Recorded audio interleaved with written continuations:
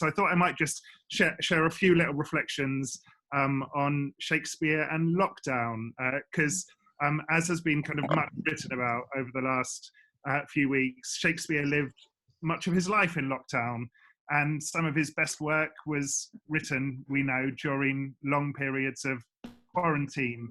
When Shakespeare was born 465 years ago today, the very first wave of the bubonic plague was sweeping across England.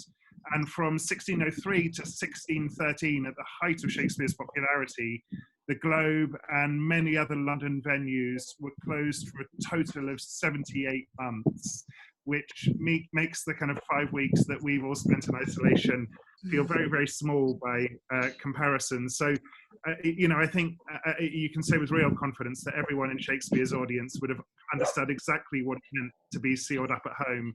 And I guess they didn't have Joe Wicks and Netflix as well. So in that respect, at least we've got something over them. Now, we know that when Shakespeare and his company came to Northampton, they performed in what was known at the time as the White Horse Pub. And it's speculated that when Shakespeare visited the relics of Northampton Castle, he was inspired to set his play King John there. And it's also speculated that he's likely to have met many of the inspirations for all of the different East Midlands characters that appear across his play, Northamptonshire and Nottingham and beyond.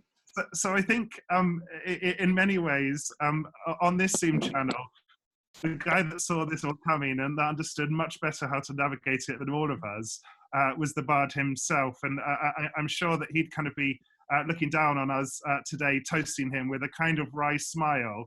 And what he'd probably say is, we're going to get through it and we're going to get back together. And of course, you know, 465 years later, theatres will continue to flourish, and they're going to continue to flourish in that kind of great traditions. So in the spirit of all theatrical minds, should we lift an imaginary glass and shake and or a real glass? Mine's not imaginary. Cheers. Nothing imaginary here. Cheers.